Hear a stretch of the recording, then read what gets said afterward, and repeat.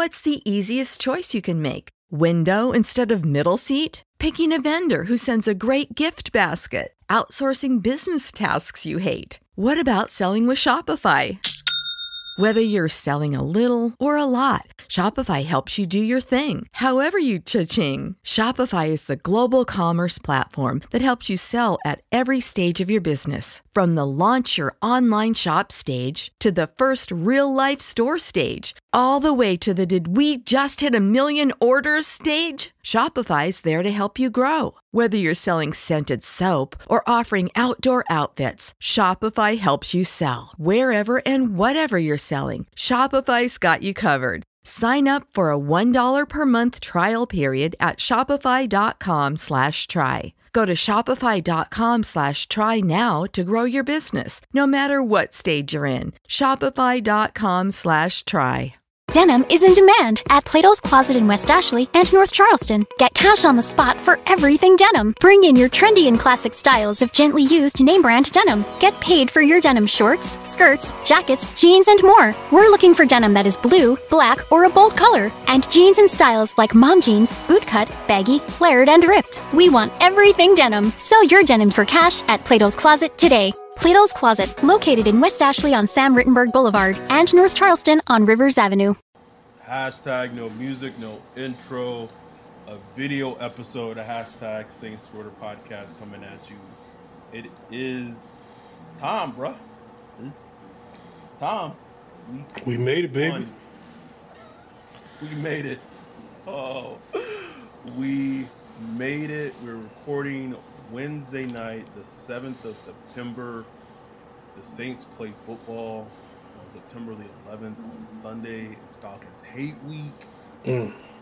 Whoo! How you feeling? Before I even ask that, the announcement we made on Monday, belated Happy Labor Day, is we got merchandise. Yep.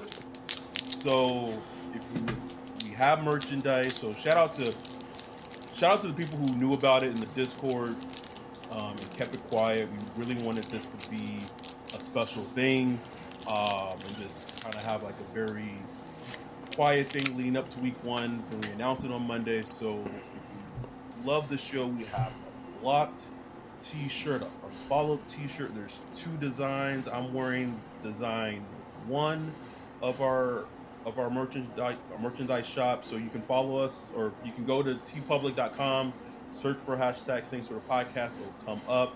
We've also tweeted the link. We've also put the link on Instagram. So get your merchandise, and there's more designs coming on the way. We realize that not everyone wants to have a t-shirt that has our big, beautiful black faces on it. So we do have other designs coming, but to people who've already bought merchandise, appreciate you, love y'all. Let's talk about football, man. How you feeling about the season? Feeling all right? Man, about time. Felt like a long off season, bro. Like, think how much has happened since January 1st. Like, Sean Payton, retired. Sean Payton retired. You know what I'm saying? Like, that happened. Yeah. The protracted head coach search, the Deshaun Watson nastiness. It was looking, free agency was looking bleak, looking bleak, man, for a while there, boy. It was looking bad, man. Marcus Williams leaves. Marcus May comes in. Teron Armstead gone. Left.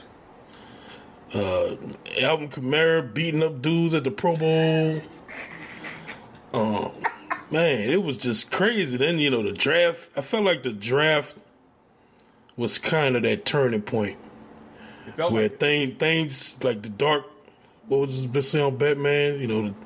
The light is after the dark, the darkest always, whatever they say. Shit, I don't know. Anyway, I felt like that's what like the draft was. The draft came, we finally got that wide receiver that we was thirsty for. That was really all that mattered. Everything else was just like, who cares?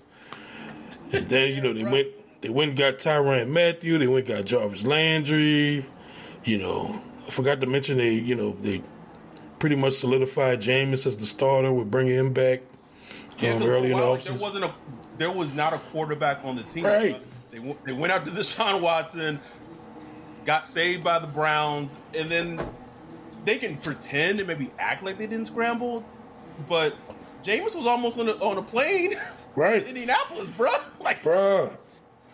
Think how crazy things could have been right now. Like, them musical chairs could have got crazy, and we could have been, Big and Andy Dalton or something. You know what I'm saying? Like, Big, please. It could have been. Although this is a great sliding doors moment. It has nothing to do with the Falcons, but if Jameis went to the Colts and they signed Andy Dalton, at that point I would have guessed and assumed that they would have had to go quarterback at 19. You think so? I think so, bro. I think that may have they you know what? Can they pick a season? I think it was, but that's a different conversation for another. But to your point, it's been an absolutely wild off season, and then fast forward to this last 3 weeks.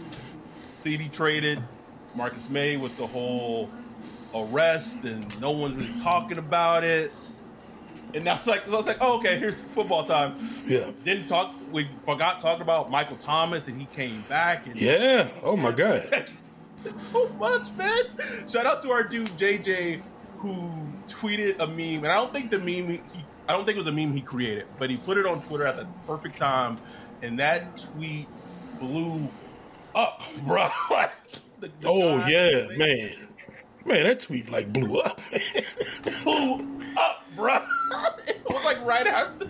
I don't know if it was after the CD Deuce trade or the Marcus May arrest. I think it was after the Marcus May arrest, bro, and that blew up. But that's really what it is being a Saints fan. It's just you just go back to Jesus, just stop giving me so much battles, God. Y'all niggas not dead yet? Just let it go. It's not that serious. It's not that serious. But here we are, week 1, Falcons in Atlanta. I'm going to give you a stat. Did you know that the last 8 games that the Saints have played the Falcons in week 1, the Falcons were 7-1? That's a stat for your ass right there, boy. Shout out to my friend for dropping that stat on me a couple of days ago, and it blew me away. I was like, yo, what? What? It could just be they just treat the game as their Super Bowl. This is it. This is it. Don't care what happens the rest of the season. We're gonna beat these dudes. But let's start with still the backbone of the team in the defense. Yes. Let's talk about the defense. And my biggest worry, and it was my worry after I saw the Falcons play the Lions in the first preseason game, and I just saw Mariota just scrambling around, here, there, and I just got flashbacks, bro. It was Jalen Hurts, and just yeah. Week 1, I think Saints fans, can we just stop with the homerism stuff? Can we just stop with it? No. We should know by now. You cannot trust this team. It's a team historically under Sean Payton that has played down to its level of competition and plays either at their weight level or higher for strong opponents. So everyone thinking that it's just going to be a 1-0 after Atlanta and they're the top 5 worst team in the league talent-wise, buckle up, man. Because I see it playing out fourth quarter. Butts clenched, it's a one-score game, and we've seen this story, man. It's the Falcons, man. Come on, man. These games are always tight. Rarely easy, unless Taysom Hill is starting.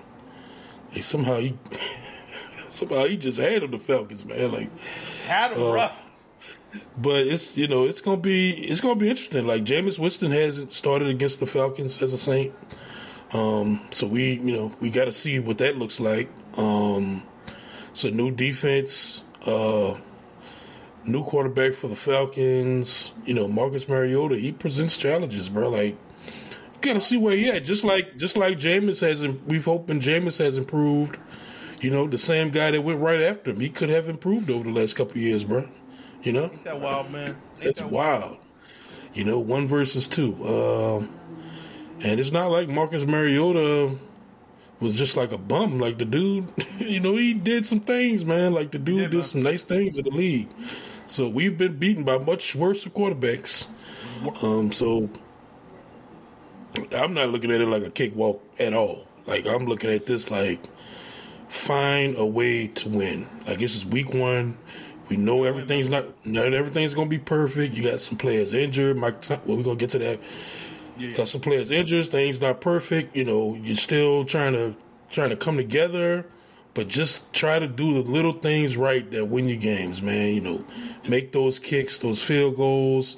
Don't fumble the ball. Try not to turn the ball over with interceptions and stuff like that. Try to stay balanced. That if you do that, if you play your game, the Saints play their game, they should win. But we know that we know how things. If anybody watched that FSU game, like it just like shit just goes crazy. Once the game start, boy, shit just get crazy, bro. That's one thing I was like watching. I was like, man, do I really want the season to start? Shit, bro. It's like, man, you reminded like things really get crazy once that whistle go. Pop it off. And shout out, I don't even want to shout them out, man. They're just true sickos, bro, that watched that LSU game on Monday, had their heart broken, and they like, okay, let's do it again on Sunday. Like what? I can't imagine it, bro. I can't do it. No way. We're not the type of people that can answer this question, but I keep thinking of people or quarterbacks who can scramble or extend plays, and how it's given DA's defenses fits, historically. And you brought up a great point in the past of how a lot of that's just how the defensive line's built, and like their edge rushers are bigger, stronger defensive edge rushers, and they don't have the giddy up to keep up with quarterbacks when they start scrambling. And I was thinking today about the game they had against the Jags, Gardner Minshew's rookie season. And Minshew was playing real well, just extending plays. And DA came up with this perfect strategy where it was like a mush rush. It wasn't a full-blown pass rush, but it muddied the line of scrimmage. And when things started to break down for Minshew, his first instinct to scramble, what he was doing well in his rookie season, like he didn't have that available. And it led to him holding the ball longer than what he wanted to, and it worked. And I don't know if that's a game plan that they can utilize against Mariota, but I mean, I think it may be something for them to consider. But I could also see DA wanting to just, Falcons offensive line isn't great. In theory, we should have good pass rushers, like rush the passer, get to the ball, sack the quarterback. Yeah, I mean, he's also done the same thing against Russell Wilson. You just run that mush rush, kind of keep him in the pocket, don't let him escape out the back door or whatever. So, I mean, yeah, like you would think that'd be something he would want to do, but really, I think what's killed him is really those scheme runs where they catch the defense in a look. It only takes like 2 or 3. You don't have to do it every snap. You catch them in the look they want, and it's like 50 yards. You know what I'm saying? Like, boom. It's like, damn. Then it's like on key third downs and shit like that. So, really, that's all I'm worried about. I'm not really thinking like Mariota going to go off or whatever, but, man, if he gets like 2 or 3 carries that are just like key carries that keeps the defense on the field longer and tire them out, and, you start having those, death by 1,000 cuts type drives and stuff, It's like, oh, here we go, long day. It's gonna be a long day. As soon as I watched that preseason game against the Lions, the Falcons played, I said Mariota rushing at over 50 week 1. I wish I could find a prop bet because I would easily bet the over.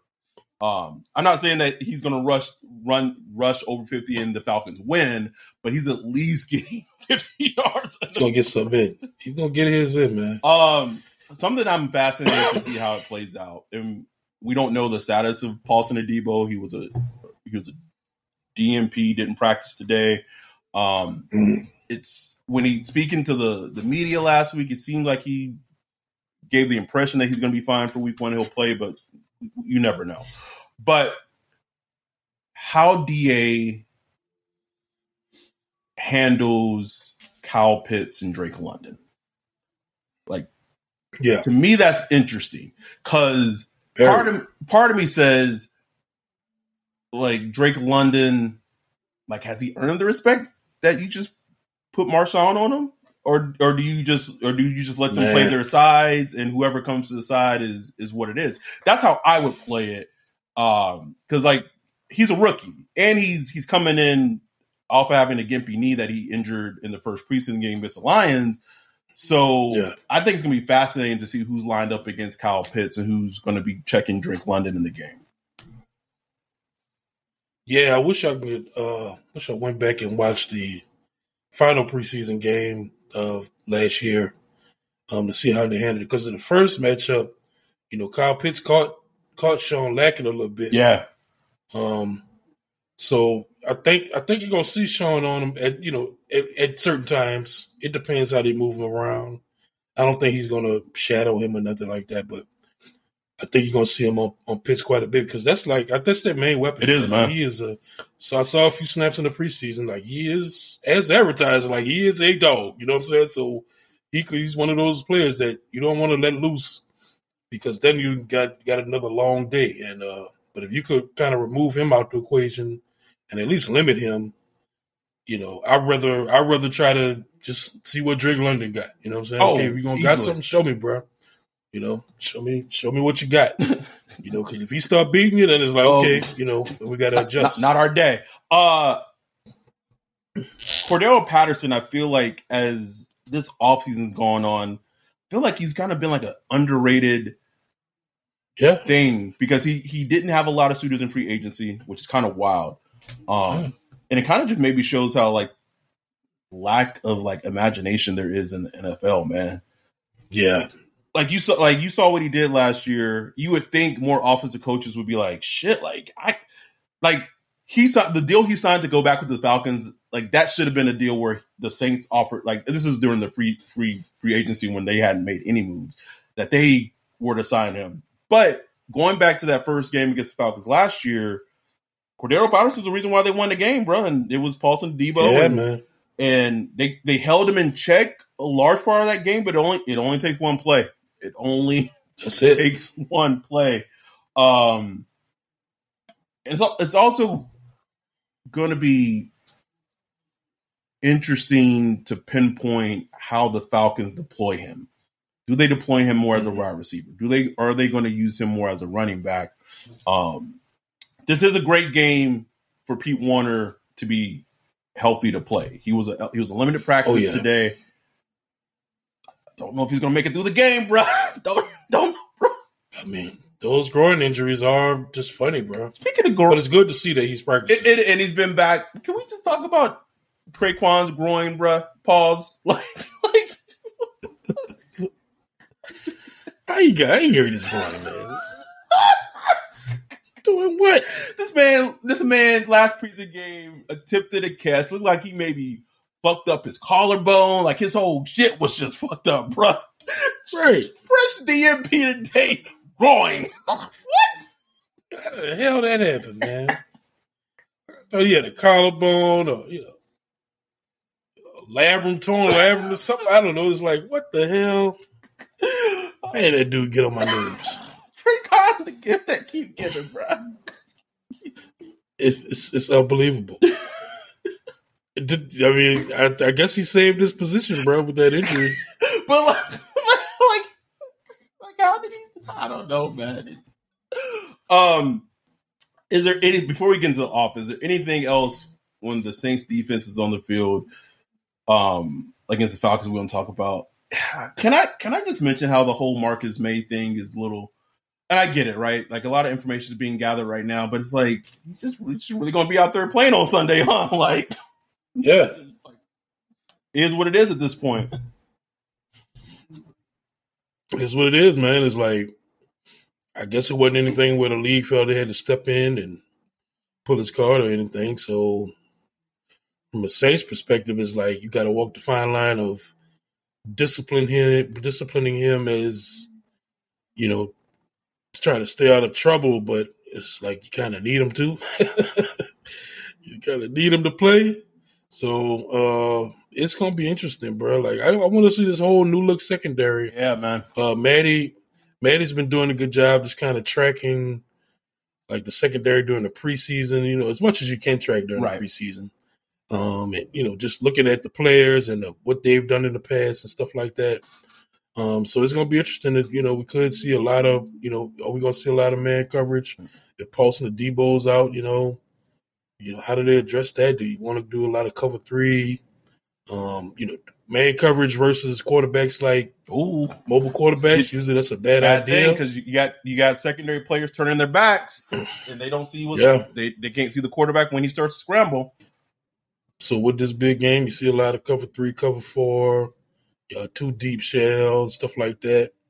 And you know they have the players that they can do that. You know what I'm saying? So it's gonna be quite interesting. Can out the gate? I know I'm asking for a lot. Can I just see this Saints defensive line just dominate, bruh? No, especially against this offensive line. You answered the question. Oh no, no. Hey, I don't know though, bro. Like I was, gotta say it, bro. We was kind of shocked. No Davenport on the injury report today. Namaste. We'll see tomorrow. Yeah, we'll see tomorrow. Yeah, because I have seen in the past he wasn't on there on a Wednesday. He'll show up on a Thursday. So. I did say, but on the last episode, I would have put money that Marcus Davenport was going to be a DNP for today's practice report, but he wasn't, bro. He wasn't on it. He was not on it.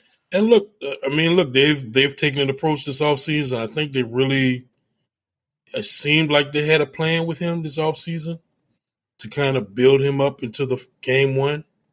You know, it's just like you would think he's like 38 years old. The way they're managing him now. But, you know, I mean, they manage him. And, you know, if he's healthy and ready to go week one, that's a good thing, man. Like, I don't care what happened this offseason. Like, it is. You have him, you have Cam, and I'm going to say it, bro. And we've said it. Who first, a.k.a. Peyton Turner, not going to be active. He's not going to be active on Sunday, bro. I don't see it. Man. Like, I know the depth chart came out. And look, you know, the Saints depth chart usually means nothing. Chris Olave is a wide receiver. Just the fact that he was, it's like, come on. But then you had Peyton Turner just last. It's like, I don't know. To me, that meant something to me. Like, I think coaches want him to see that shit. Like, bro, you like in read, danger, like, nigga, bro. Can you read where you are on this list? This is right. I can't. And don't let me find out Taco and got rotated off the practice squad. Oh, you know it's you know Peyton Turner's gonna be a DMP and they gonna elevate Taco Sunday morning, bro. You know it's coming. You know it. Don't let me find out. Don't let us find out that. Also, if Taco's active and he has a good game, they gonna have to sign Taco to the 53, bro. Because some team needing a pass rush are gonna be like, oh, we'll just sign him off the practice squad. Yeah. And you know what? If Peyton Turner is like a healthy scratch, that would kind of tell me a lot, you know, because that would tell me that at least from the coach's standpoint, you know, they see what I see. They see what we see. Right. You know what I'm saying? And whereas that is not the whole sunken fallacy type thing. And at that point, like we can go back and talk about the pick. I mean, a big reason why this podcast is successful is because of that pick. Yeah. But to your point, it's like, all right, he hasn't shown us enough in preseason. He hasn't shown us enough in practice. Like, we're not going to just put him out there just because of his draft status and being drafted in the first round when we know that he's not potentially ready to contribute, produce something. Which is, like, to your point, like that, it's at least, if it comes to that, as a fan, I appreciate the acknowledgement. As another part of the fan, I'm like, y'all drafted this dude? But that's completely different. Exactly. I'm excited.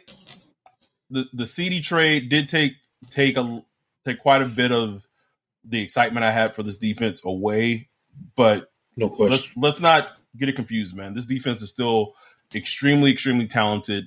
Can be a top 8, top 10 unit in the league. So I'm ready. I'm ready to see this defense fully formed. So hopefully everyone's healthy. The antibodies, Pete Warner doesn't get hurt. So we can really Honey Badger. Yeah, man. Like Honey Badger, like that's like Darren. I hate to mention him, but Darren Sharper. Oh boy.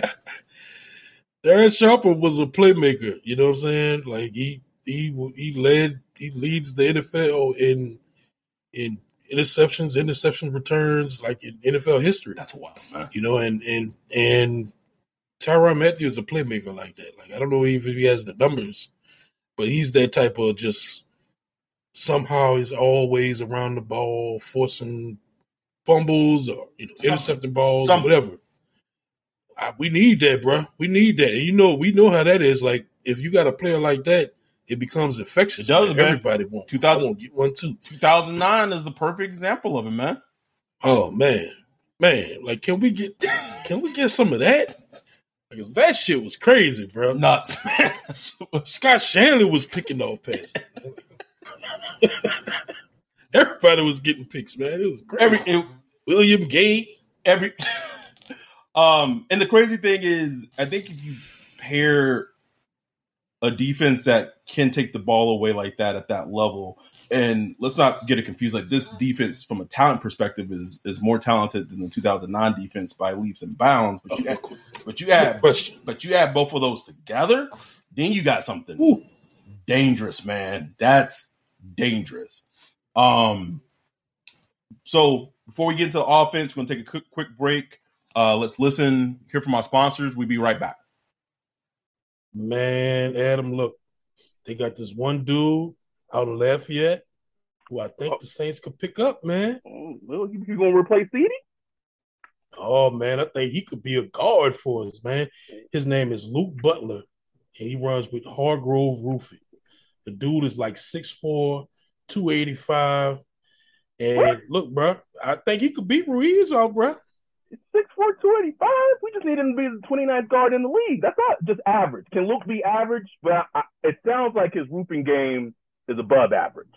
Man, look, he'll take care of any of your roofing needs here in South Louisiana, where we know we need roofing all the time with hurricane storms, you name it. 6'4", 285. He don't even need a ladder to touch the roof. He can just stretch his arms out like Mr. Fantastic. Just touch it, and it's just fixed.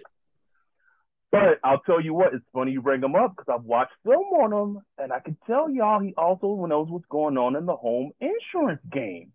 Storm season's approaching. Please reach out. Give Luke with Hargrove Roofing a call. 985-590-7601. Again, 985-590-7601. He'll take care of y'all. He a beast. All right, man. Let's flip it over. Let's talk about this offense against this Falcons defense. An offense that will be rolling out Jameis, James Hurst, Andres Pete, Eric McCoy, Cesar Ruiz, Ryan Ramczyk, and at wide receiver, likely Michael Thomas, Jarvis Landry, Chris Olave? There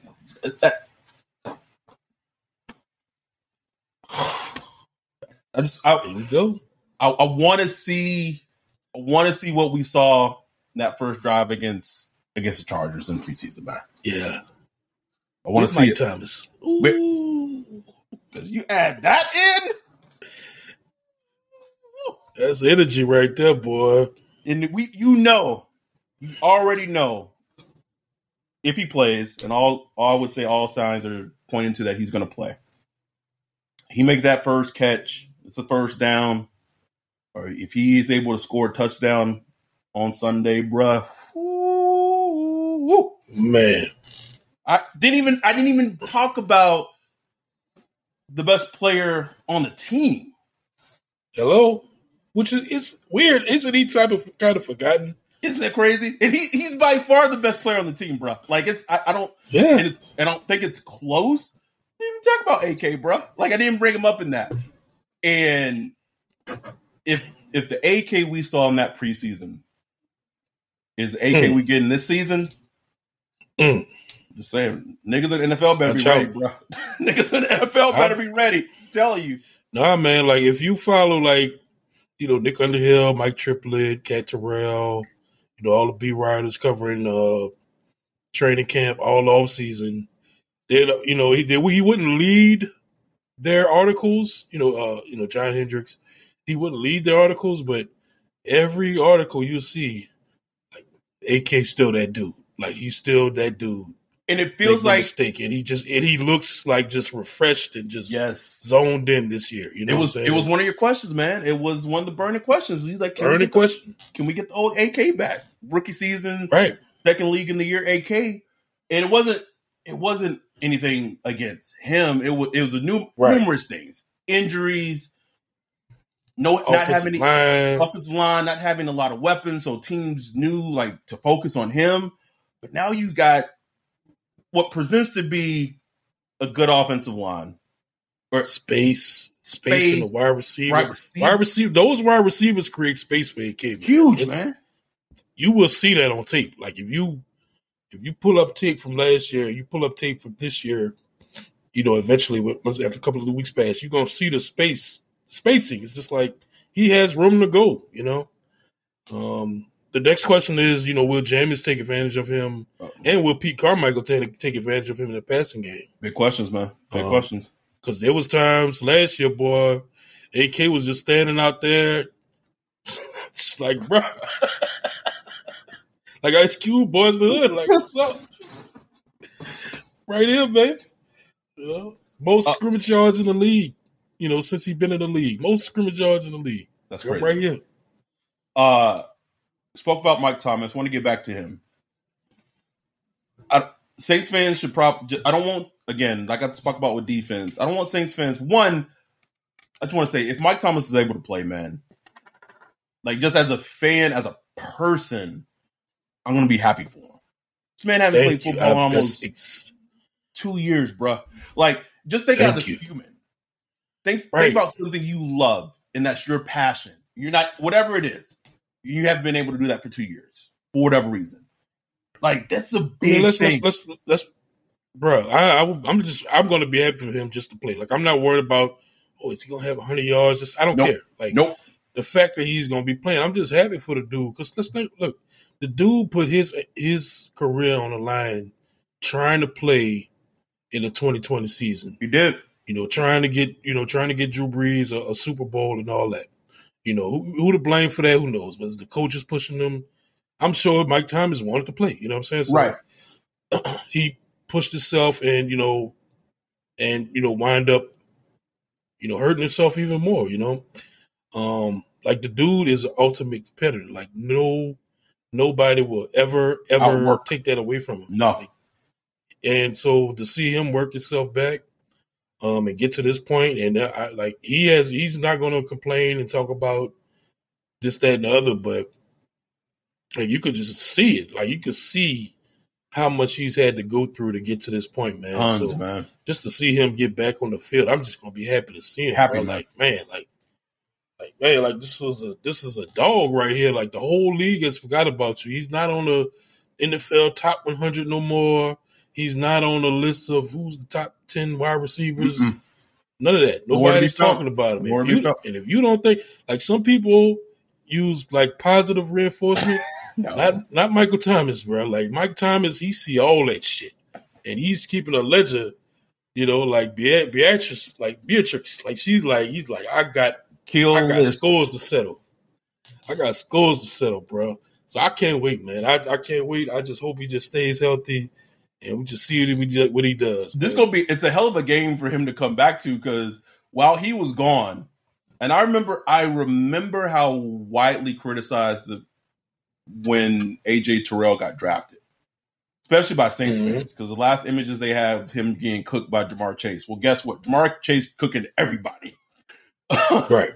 During that national championship game, LSU and Clemson, and Falcons Saints fans and other fans just really criticized the Falcons for that pick. AJ Terrell has played he's a top 5-ish cornerback in this league. Oh yeah, he is good as cornerback, man. A stud, bro. Like, he is good. And so, again, if you're the number one option on a team, and whether you're in the past you've been great or you're still currently great, you're gonna get the best defender and cornerback every time. Week one, that's what you're gonna get every time. Yeah. So this is not like an easy layup. Like, he's going against an elite cornerback, but the thing that makes that's able to make this offense to be something that it hasn't been in years is, all right, so let's just say AJ Terrell is locking up Mike Thomas, right? It could happen. I'm an honest fan, I can admit that. But do the Falcons have enough either A, pass rush to disrupt the passing game, or enough skilled corners that can take away Jarvis Landry, can take away some sprinklings of Chris Olave? Maybe you throw out Deontay Hardy out there, Marquez Callaway, Taysom Hill, AK. Man. If the offense is what we think it is, your defense has to be so top tier to take away everything that the Saints may be wanting to try to do to you defensively as a team. So, and that's even if the defense for the Saints may not be top 5 or truly elite this season, maybe it's just top 8 or top 10. The offense being decent to good paired with the defense can still get them a long way. No question about it, bro. Like, this thing can really be like especially for think somebody like Mike Thomas. He hadn't had this since his rookie year, man. When he had, Brandon Cooks and Willie Snead, he's able to look around and be like, man, I don't have to do all the heavy lifting. Don't have to do it, bro. You don't have to do it. So when when AJ Terrell is locking him up, fine. And we saw from Jarvis just in those few snaps in the preseason game, what he's that type of player, bro. Like, he is going to find those little open zones and little spaces in the defense, and Jameis Winston has the arm to get it there. You know what I'm saying? Not I'm saying, like Jarvis is like a deep threat. Right. But sometimes, like, with those passes that Jarvis catches, like, he's in a zone where you might have 3 defenders around you, and that ball has to be hot. You know what I'm saying? Yeah. And Jarvis is going to catch it. You know what I'm saying? Like, one thing about him, going back to LSU, dude always had hands. Always. So you don't have to worry about that with him. So, man, that's just going to be exciting just with him and Mike Thomas. Then you just add on Chris Olave, little spice he going to add. You add on, Marcus Callaway, who is now just a luxury piece. Luxury, man. He would just come in. Doesn't have to be the wide receiver one and beat, face number 1 corners. Now he could work against, the third cornerback. You know what I'm saying? Like, now he could eat. So, man, it just changes the game so much, bro. It does. I will say this. I don't think I realized, because I completely forgot. Like, I've just put up the Falcons depth chart. I was like, oh, shit, they did sign Casey Hayward this offseason. And Casey Hayward had played pretty well for the Raiders last year. So the Falcons absolutely. Falcons have one great starting corner and another good corner, even though he's older. And then also looking at the depth chart, if I'm Arthur Smith, that's his name, right? Just the nondescript. I'm Arthur Smith. I'm telling my defensive coordinator, you take Grady Jarrett, you line him right across from 51, and to me, for me, that's the key to the game. There's two keys for the game offensively. Oh yeah. Can the Saints offensive line protect Jameis? Particularly, can they protect and hold up against Grady Jarrett? And then my second key is if Mike Thomas is not able to get, may not be able to have a great day against AJ Terrell, can these other offensive players make plays and them score points? Because that's the game in a nutshell to me. The Falcons don't have, in theory, they don't have a pass rush that looks formidable, but we've seen it. No. Grady Jarrett can destroy the interior. So we've been great for years. We've talked about Reese maybe being decent. Can he be 29th? We'll see on Sunday, bro. Go get some answers. I hope so. Real soon, bro. I hope so, man. Like, just get a paw on him, bro. Like, just don't give him a lane up the middle to just walk through. Right. And James Hurst, we'll see. It's good that we start with the Falcons. They don't have a real edge rusher that's just going to blow you away. But at the same time, we've seen these, no-name edge rushers. None, bro. Kind of shine out of nowhere, you know what I'm saying? So we can't let them have a pass rush. They don't have a pass rush. Don't let them have a pass rush. Like, make sure you shut that down and give Jameis a nice, comfortable 2.5, 3 seconds. That's all you need, man. That's it. That's it. Looking at their linebackers, they have Rashaan Evans. They got Lorenzo Carter. They have some speed. Like, I don't want fans or Saints fans particularly just to be like, defense trash. Like, yeah, they might not be talented, but they have some annoying parts that can annoy an offense when it's clicking. Is Dean P still the DC? No, I don't think he is. Let me look it up. I have it right here. This is the depth chart. It doesn't say who the coordinators are. Hold on. This is great podcasting, even though it's video podcasting. We on video, baby. Completely fucking forgot Calvin Ridley suspended for a year. Whoops. Yeah, man. Whoops. Coaches. Duh. What two is there? Yeah, man, you're right. It is Dean Pease. Yeah. So, look, man, Dean Pease was going off early this offseason, like, tired of the disrespect, man. Like, he don't want a top 25 unit or top 15. He want a great unit, man. So he's trying to coach these boys up. He gonna have them flying around, man. And we know they're gonna show up, man. Like, oh yes, come on, man. These dudes. That is not a concern. They will be. And think about week one. Like, you spend weeks working on your opponent. Weeks, man. You spend weeks dissecting them. That goes for both squads, So you will. Besides week one and teams that make it to the Super Bowl, you're not more prepared for a single opponent all season. Great point. That's exactly. Like, you prepare for weeks for an opponent in those two scenarios. No other scenario like that, because even a playoff bye week, you still don't know who you're going to see. Right. Exactly. So those only two scenarios is where you're really zoning in on every single everything, man. Everything. Let's wrap up talking the game. Let's talk about maybe hit a couple other games in the league before we get out of here. But before we do that, take one more break, listen to our sponsors. We'll be right back. What's up, Ryan? Yo. I'm just going to say this. I don't want you to get offended. I'm a big dude. You a big dude. Damn. And I know sometimes weight loss has been an issue that we both dealt with our entire lives. But I want to tell you about something that I came across about this great new company called Vertimax. Okay. Did you know that Vertimax is the leading sports performance and fitness equipment company that's used by half of D1 programs and half of the NFL and NBA teams? we have an NFL podcast. It's used by professional leagues as well as other teams all around the world.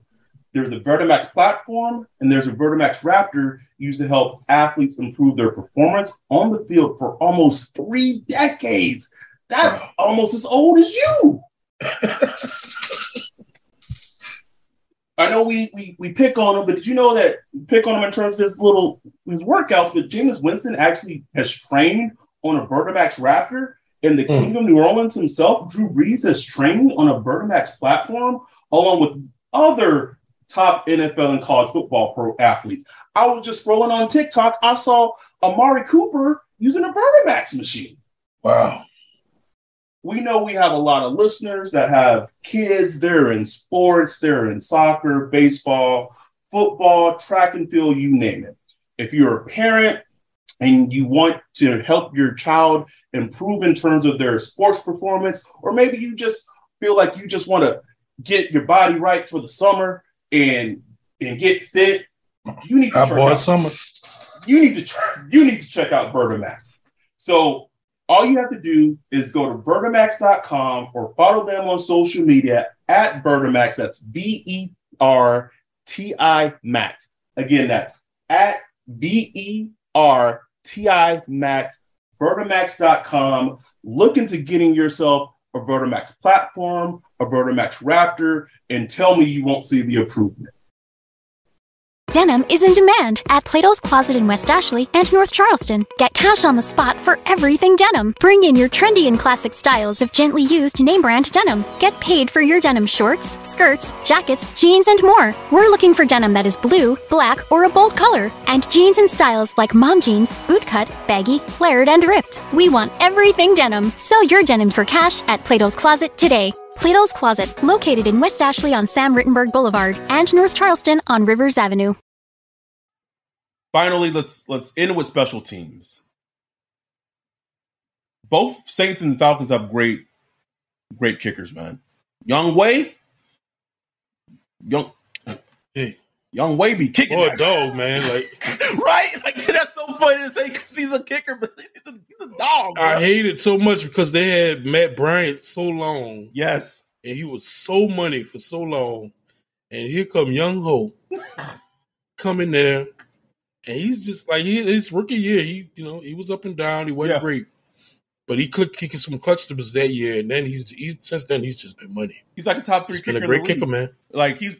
He might be right behind Justin Tucker, for being honest, bro. I hate it. He's good. So as a team, when you know that, you are even more like, okay, we can't let them get to a certain point on the field, because if they do, it might be an easy 3 points. Also, it's why all games it's crucial to, but having a punter like Blake Gilligan, where he might be able to bomb a 60-yard one, pin the Falcons at their 10, and they got to drive the length of the field. Those are the hidden yards that wins games, man. Yeah, absolutely. Special teams, we ain't talking about it, but special teams, man, that's going to be very vital in this game. Can we get Deontay Hardy can we get old Deontay Hardy back, bro? We talked about with AK. Hit one for us. I ain't even say you got to bring him back for a touchdown, but just give us 40, a nice little 30-yard return or something, man. You got the wheels. You can do it. You might not be getting as much snaps on offense, so you better not just let that shit. Just let it. Just saying, bro. It's very fascinating, man. Special teams will be vital. It's gonna be interesting seeing the Falcons just without Matt Ryan, man. He's just been such a staple there for so long. That's a great point, man. One thing I used to hate about Matt Ryan, bro, if you within the touchdown and you got about a minute left, what he was gonna do, bro. He's okay, he about to drive down the field, or if it just need a field goal, you already knew it. Oh shit, you get that field goal. You already knew it, bro. You knew it. He gonna hit them passes, man. And some reason, Matt Ryan just always was the toughest motherfucker when he played us, bro. Yeah. He would run the ball. He scrambled. I remember years ago, he like trucked one of our defensive ends. I can't remember who. Yeah, I remember that. It's like, damn, man. It's like, but and it's just against the Saints. So it's going to be interesting just not seeing him there. It's going to be a new quarterback. It's weird. I want to say I would miss him, but I'm not. No. But no. Cam Jordan probably going to miss him. Yes, he will. So before we just do some general talking about NFL games on Sunday, give me your prediction. Saints win? Man, don't do me that, man. I haven't really thought about a prediction, man. I don't even want to score. Saints win, yes or no? I'm gonna say the Saints win this game, bro. I'm gonna give them a W, man. I'm gonna give them a W. Them Chiefs gonna be tight though, boy. They gonna be tight. For whatever reason, I do think that they will end up winning 9 and 10 games this season. But like I don't know, man. You just got a bad feeling about it. I don't know, man. And I wish I could express it and articulate it, but it's just history. 7-1. 7-1, bro. Yeah. In week 1 against the Falcons. Against the opener. So we'll see. Obviously, I'm hoping that they win for multiple reasons. Also, it seems when the Saints win, we get a lot more listens on our recap pod. So trying to grow the podcast. Week 1, it's here. It's first game tomorrow, 5:20, bro. Bills, Rams, out the gate. Week 1. Ooh-wee. Is that a Super Bowl matchup? It's the Bills, bro. No. I don't believe her. No, bro. We were recording an episode like midway or 3/4 during the season last season, and I was like, they're not gonna make it, bro. Like, I don't know. I wish. Maybe I just feel like there's no one on their team besides maybe Josh Allen.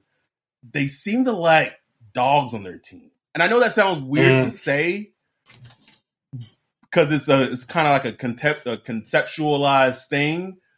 But I think to get to the Super Bowl, like you just gotta have a couple of dogs in you, bro. Like Josh, let's go back to last Super Bowl. Joe Burrow, dog. Jamar Chase, dog. Aaron Donald, he's a fucking mutant. Can't stand him. Absolute dog. Jalen Ramsey's a dog. Who on the Bills is a dog, bruh? Besides Josh Allen. Like, Josh Allen's a bad dude. But you take him away, who's on the Bills as a dog? I don't know, man. It's good. I mean, I don't know. It may mean nothing, bro, but I don't see it. But that's the game tomorrow night. 5:20. Football's back. You got the Steelers against the Bengals in week 1. Mitch gonna be out there starting. Mitchell.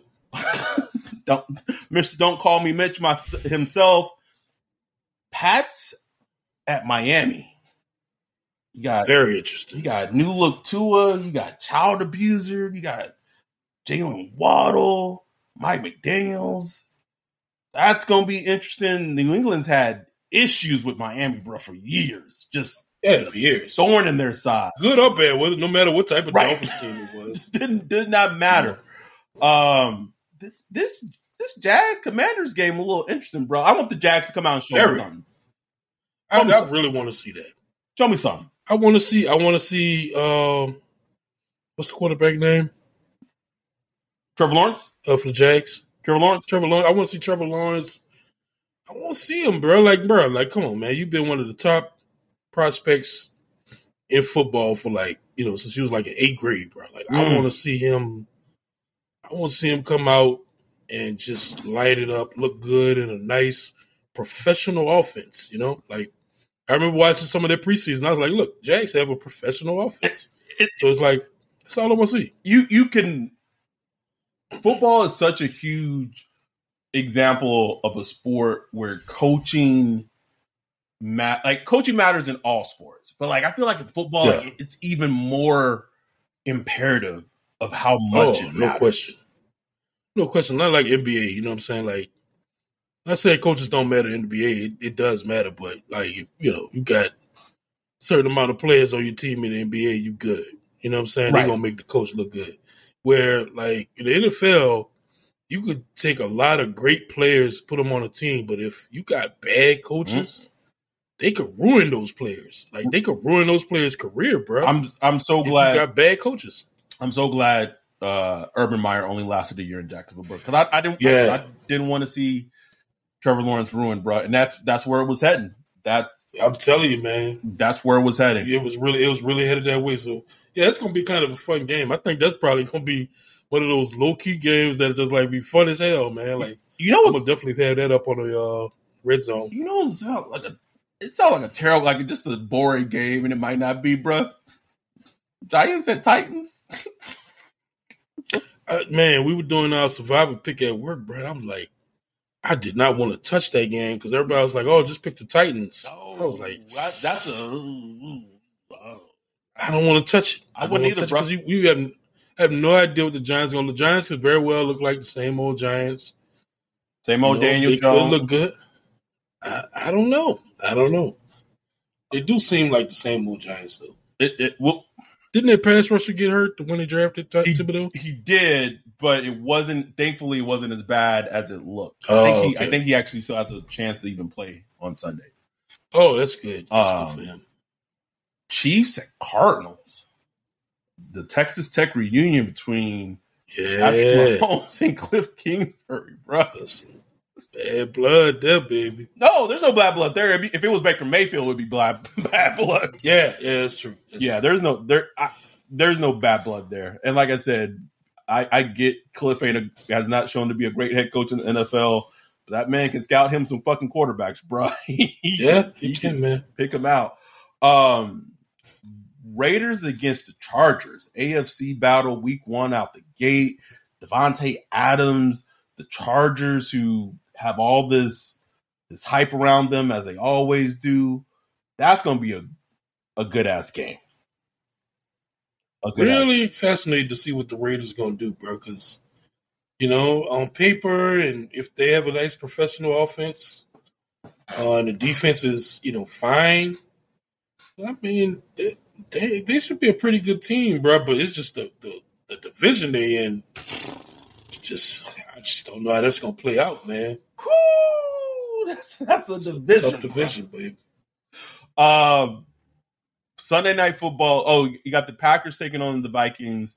NFC North battle. Sunday Night Football. Buccaneers at Cowboys. Ugh. Putting the two things that I don't want to hear any more about ever again. Tom Brady and the Cowboys in the same game. Am I going to watch it? Absolutely. Hell yeah. Hell yeah. That's going to be a good Cowboys interesting. Cowboys interesting too, man. Like, they were a playoff team last year, right? Yeah, and they lost embarrassingly to the Niners. Yeah. So it's kind of interesting. But they're like this every year where I don't really know how to feel about them. Because they, I feel like they lost a lot this offseason. They did, man. They traded Amari Cooper. Michael Gallup's not going to be ready to play. Chris Godwin is not going to be ready to play Sunday. Probably won't be ready to play when the Saints play next. I mean, probably he probably get like a antimantium leg and be good to go. And then Monday Night Football, you got the Denver's at Seahawks. Russell Wilson homecoming. Oh my week God. 1. That's who I picked at our survival pool. I picked the Broncos to win. I didn't feel great about that either. I'm like, shit. I can see that game being just like the Falcons game, bro. Pete Carroll, I don't care if we win one. No, not a goddamn other game this season. We gonna beat this dude week 1. I can easily see him getting the team hyped up. Me too, bro. Me too. And like Russell Wilson, he kind of low key has a lot to prove. He does, man. I mean, I mean, he got paid. I give him that. Like he on that level, he doesn't have nothing to prove because he getting paid. Oh, but paid. Just for him as a quarterback and his legacy or whatever, he hadn't been really a good 2 years. Last 2 years or so, man. So we really get to see, like, okay, is it Seattle? Did he need to change the scenery? Let's see what he is, because he's on that final stretch of his career where he can kind of cement his legacy as kind of like a Hall of Famer or whatever. First ballot. So yeah, that's going to be interesting. I'm ready for football. Don't know if I'm ready for Saints football, but yeah, that's the perfect way I can describe it, bro. But I'm ready. Yeah. We will be back Sunday night recording the post-game pod, and we're in it now. This is the regular season, so yeah. If you want to participate this upcoming Sunday, be in the Discord. We're gonna have that thing popping. The game will be available, and that's all I'll say. And then we're also going to have the Zoom recording and the Zoom. So it's going to be all of us essentially watching the Saints game in live time, reacting on Zoom, live streaming on YouTube. Going to try to also have it live streaming on Twitch as well. It's back, man, and we are full steam ahead. Thank y'all so much. I want to give a shout out to one of our listeners in the Netherlands, Alberto. Much love, brother. We appreciate you so much. Don't have to go into details, but we appreciate you so much and your support. Fans like you, listeners like you, are why we continue to do this. And really focus on building this community for everyone to be in and to enjoy. I know the Discord gonna be popping on Sunday, bro. Ooh, popping. That game day thread, boy, it's gonna be crazy. It's gonna be popping. So thank y'all. Follow us on Twitter at Saints Tweet Pod, on Instagram at Saints Twitter Podcast. Become a Patreon, and this is it. We get our gear. It's beautiful. And that's it, man. We're in the end game now. So full steam ahead. Football season. Let's go. We appreciate y'all. With that, we're out. Peace. Denim is in demand at Plato's Closet in West Ashley and North Charleston. Get cash on the spot for everything denim. Bring in your trendy and classic styles of gently used name brand denim. Get paid for your denim shorts, skirts, jackets, jeans, and more. We're looking for denim that is blue, black, or a bold color, and jeans in styles like mom jeans, bootcut, baggy, flared, and ripped. We want everything denim. Sell your denim for cash at Plato's Closet today. Plato's Closet, located in West Ashley on Sam Rittenberg Boulevard and North Charleston on Rivers Avenue.